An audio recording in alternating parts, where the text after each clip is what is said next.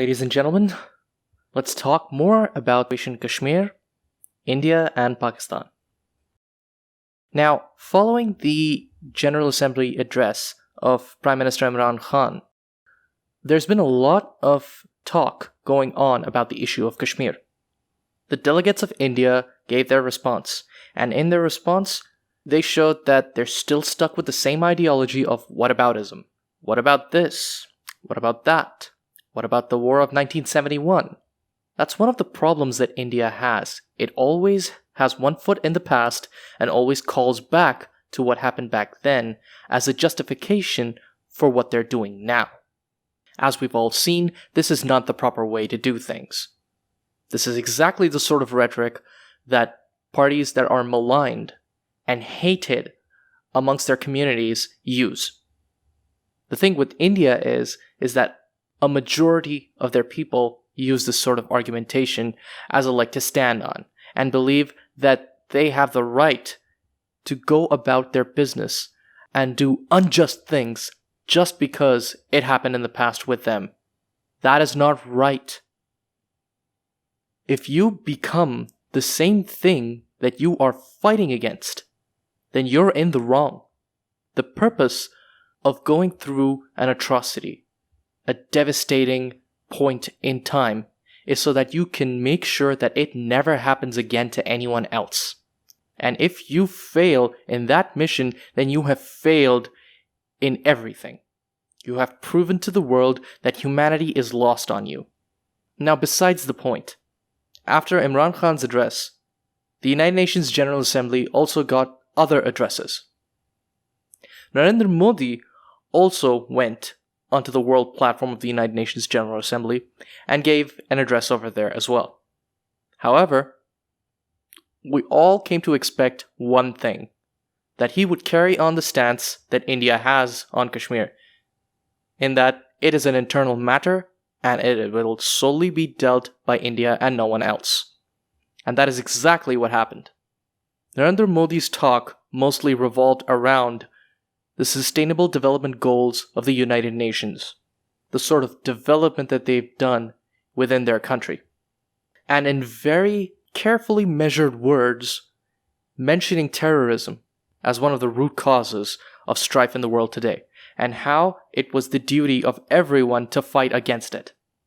This was a clear jab at the address of Imran Khan without actually mentioning or acceding to it. Their stance has always been that Pakistan sponsors terrorism and that their fight with Pakistan and everything that they do that is against Pakistan is because they are sick and tired of terrorism and they want to end it. Contrary to that belief, however, we have evidence that India does, in fact, not follow that creed. We have the incidents of Kulbhushan Yadav, an agent of India who was found within Pakistan, who was captured, and who confessed to being a spy. Right now on the world platform, Kashmir is an issue that has everyone's eyes trained on it. The Indian media and the Indian politicians are doing their best to tell everyone that Kashmir is perfectly fine. There is no issue. It is an internal matter and will be one that they will solve on their own. And they are doing it solely for the purpose of ridding the world of terrorism. Recently, the Union Minister of India, Mr. Amit Shah, went and gave an address to his people. He said that there are no restrictions right now in Jammu and Kashmir, that life is resuming normally. There are landlines, there are ambulances giving people medicine in their homes. Life in Jammu and Kashmir is flowing normally and there are no restrictions. And he mentioned that the restrictions are in your mind. While that sounds all good, there's still the fact that we have seen protests come out of Kashmir. BBC has covered these protests. We have seen people out on the streets talking about how life is hard. We have people outside the United Nations protesting in the streets of New York for Kashmir's right to self-determination. If everything is right in Kashmir, then why is this happening? Why are people outside? Why is there still Indian forces there? Curfew has been lifted according to them. Then why is everyone still raising their voice? Why are they saying things are not good?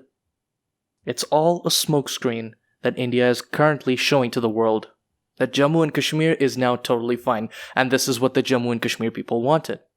The thing that they don't show is the people who've had to save themselves from that predicament, and who've had to leave Kashmir under horrible circumstances because they were at danger. Their voices are currently not being heard. Their views currently are not being shared. One of the most important things right now is that within India, the ruling party, the BJP, is campaigning on the success of the abrogation of Article 370. They're telling that their operation was a success. However, there are elements within India as well who call out the blatant hypocrisy of human rights by this government. Key, in fact, is obviously the Indian National Congress, the direct opposition of the Bharatiya Janata Party.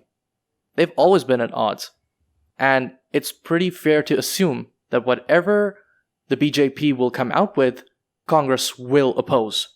So naturally, alright, let's accept the fact that yes, Congress is in opposition and it will definitely raise contention with anything that the BJP does.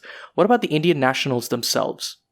There are plenty of people who take to Twitter, who take to social media, and try to spread the word that what is happening is wrong.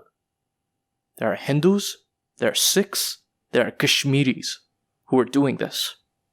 Amongst the miasma, these voices are there, and they keep shouting that what is being done is wrong, and what is being done needs to end.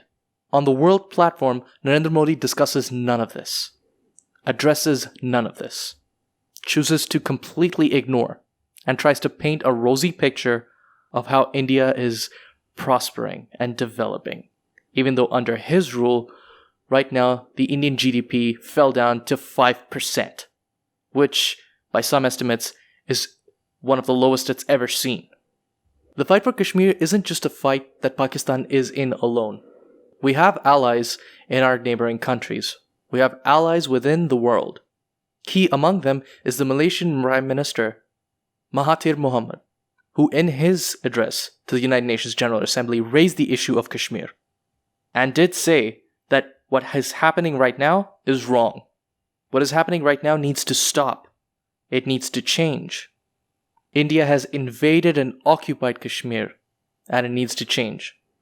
Turkey and China are allies as well in this cause. They stand by Pakistan, they stand by Malaysia, and they stand with the Kashmiris for their right to self-determination. India's stance will always be that Kashmir is an internal matter, because they do not want foreign powers to come in and meddle in the affairs.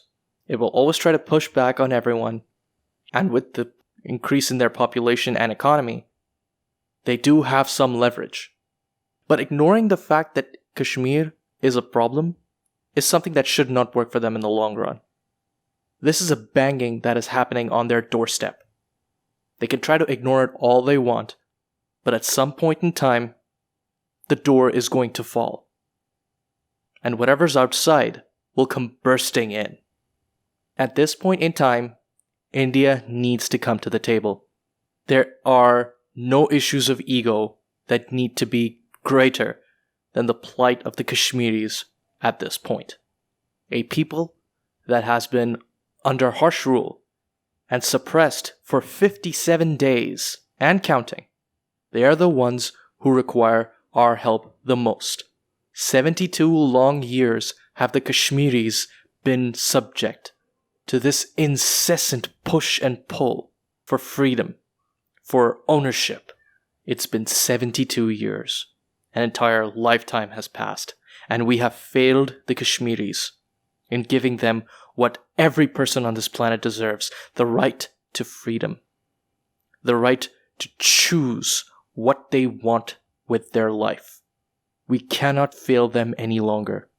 Now is the time to make reparations. Now is the time to make amends and fight for Kashmir and give them what they desire most. Thank you so much for tuning in and listening. If you have a voice, please raise it for Kashmir, because your voice can make all the difference. Every one of us is in this together, and together only can we make Kashmir a better place. Thank you.